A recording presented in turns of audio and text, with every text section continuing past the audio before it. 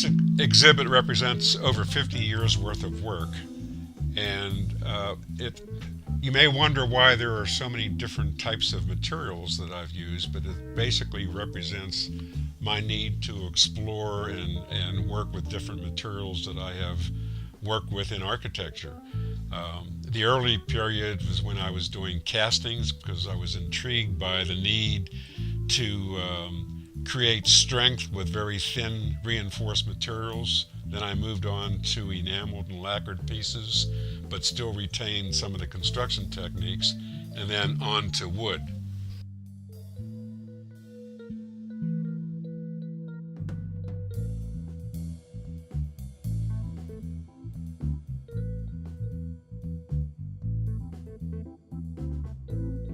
These are images of the first show that I had, a one-person show at the Carnegie Museum of Art in 1966, and most of the pieces in this show were the castings that were reinforced. But again, you'll note that the structure of these pieces became extremely important to me, and this shows you how one of the pieces was assembled.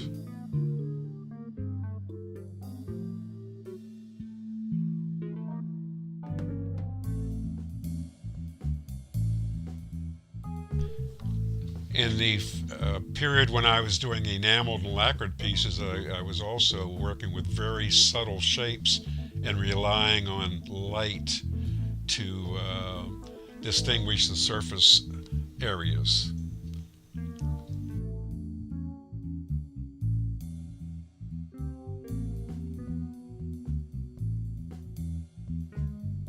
My most recent work in wood has opened up a direction that has been very exciting to me because I never know what the piece of wood is going to offer until I start cutting. But again, how they're assembled becomes just as important. This piece happens to be basswood. And again, I use a lot of off-the-shelf materials or recycled materials that give me a chance to continue my exploration and construction ideas.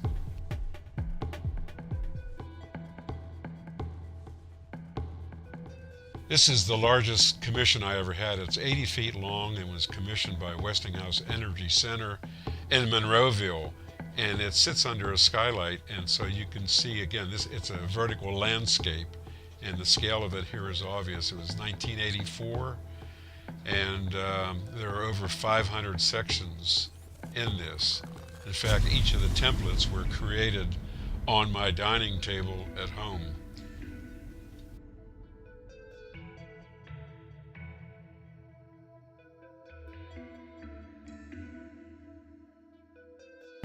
This is my fabulous workshop that my wife Lou calls Home Depot.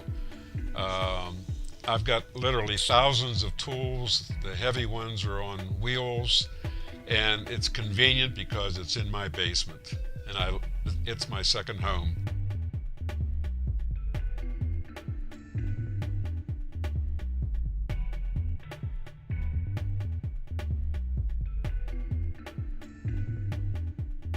You will note that a lot of the tools are hanging above my head so I can reach them while I'm working. My wife always worries when she hears a tool running because she just doesn't really want to know what will happen if I am not careful.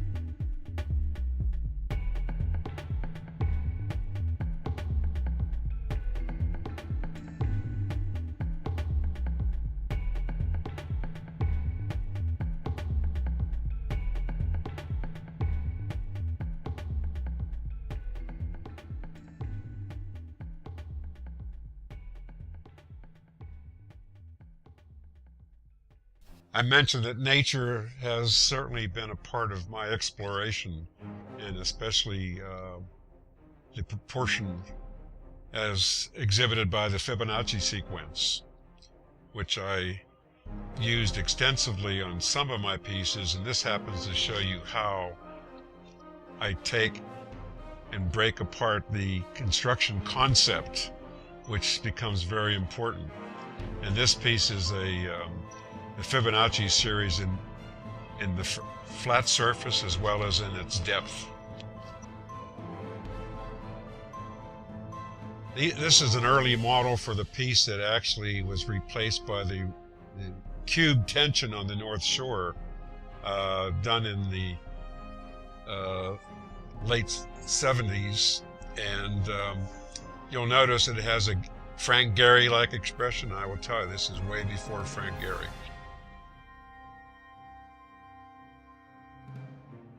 This is cube tension, showing how I transformed a rectangular prison into a cube. And the four elevations of the cube are different, from vertical to horizontal to a combination of shapes. This is painted aluminum.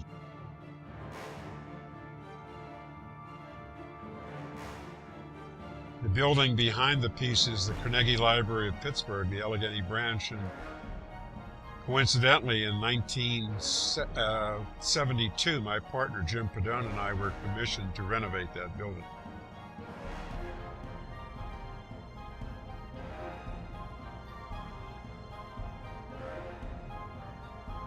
This is a model for a concept for a lobby in a downtown office building that I renovated, but the commission never did go ahead.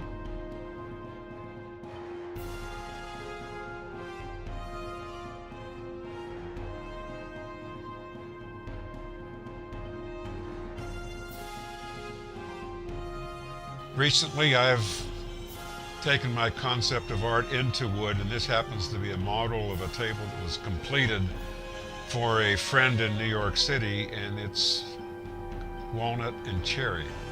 This is the most recent table I finished, which is mahogany and cherry for my daughter Lynn, with a granite inset, like a built-in trivet.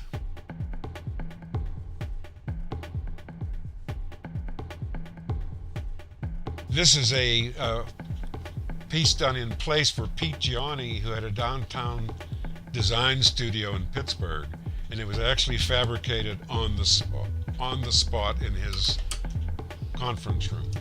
And this is a very early example of how I was exploring reinforced cement. Exhibit at the Carnegie Museum. Things where I was testing the structural concept.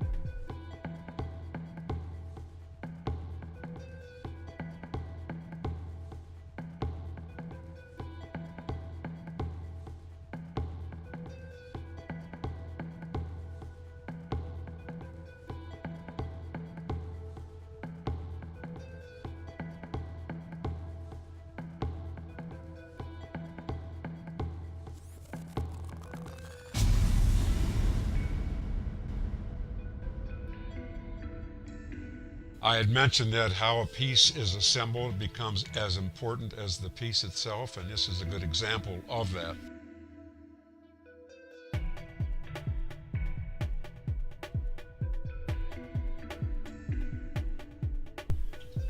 I may sit with a block of wood for a year or two until I feel that it's time to see what happens when I cut that block apart. This piece is mahogany. It's one of the later pieces I've done, and again, the play of light on the members of the piece of art are something that I like to explore. The piece on the back wall behind the lamp that I made is American black walnut, and it's a cityscape comprised of over 10,000 pieces of recycled wood.